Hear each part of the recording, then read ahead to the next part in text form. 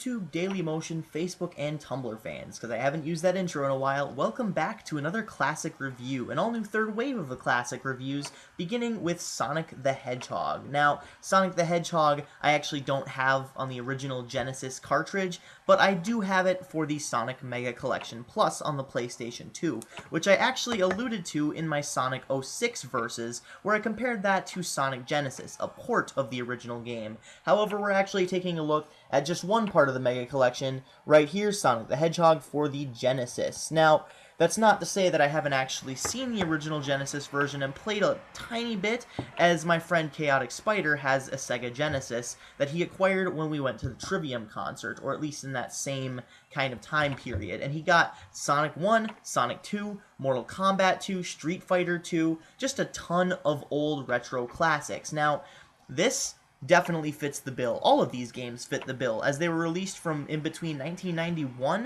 to 1996. So, Sonic, when it was released, Sega had no real official mascot. However, with the release of Alex Kidd a few years ago on the Sega Master System, it was known as kind of the de facto, just kind of default mascot by fans. But it wasn't actually official until Sonic the Hedgehog was released in 1991, with its bright, vibrant colors, really awesome level design, and really great physics engine, or a really great physics engine, I should say, because it's just a really fun game overall. And by that time, Sonic became Sega's official mascot, almost rivaling Nintendo with their Super Nintendo and just all of their games that were released for it. I mean, Mario and Sonic were two of the biggest figureheads and most prevalent, most prominent, and dominant forces in gaming in the 90s. They were definitely two forces to be reckoned with that were constantly placed in head-to-head matches.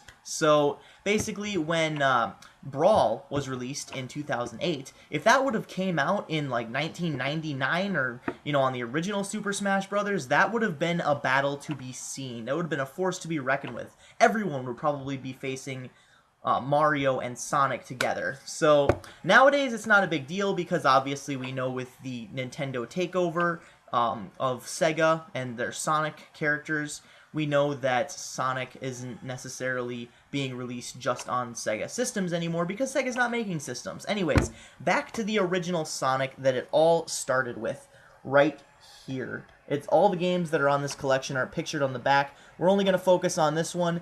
It has a bright color scheme, as I said, a really awesome physics engine, and for the time, it was very innovative. It still is very innovative, especially in the level design and boss battles. Now, these levels are set up in the beginning, especially in Green Hill Zone and the Marble Zone, where you can just run right through them without even thinking, speed run, or you can take your time and get rings. However, towards the midsection, where you have to, say, travel deep underwater, Labyrinth Zone, or through a mechanical kind of electric zone in the Scrap Brain Zone, they get a little bit more tedious and a little bit harder, and they require more time to complete. Now, as I said with the boss battles, these are very innovative battle structures. You have to do different things to defeat them, and although I like a few of the boss battles better in Sonic 2, this one definitely has a lot of iconic moments, especially in the Green Hill Zone with the Wrecking Ball boss, as well as the Labyrinth Zone, where really all you have to do is run through water, and he just runs away from you like a little pussy. So,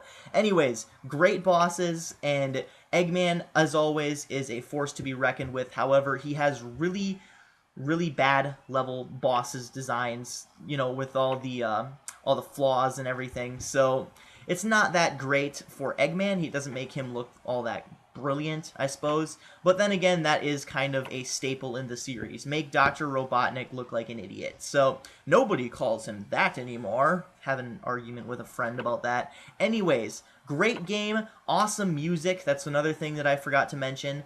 Awesome music, but one thing that it is missing in this version of the game, at least, is the spin dash. Yes, I know it was a feature that was added in Sonic 2, but it definitely would have come in handy in this game, especially in Green Hill Zone Act 2, where there's a part where you almost have to run backwards and then take a running start at it in order to even clear it. It goes up in a little hill, kind of a loop-de-loop kind of thing, or a half pipe, and it's really hard to clear, and if you don't know what you're doing, if you don't know not to jump, because if you jump when you're like halfway up, you think, okay, I'll just jump up. You jump backwards. So Then again, it is really hard if you don't know what the physics engine will do, so it's a good game. I probably rate it a solid 9 out of 10. Of course, I do like Sonic 2 a little bit better. That would probably get one like a 9.5 out of 10, but then again, I'll save that for a different review if I ever do that. So, Sonic the Hedgehog, awesome. I think it's a masterpiece. I absolutely love it, every second of it,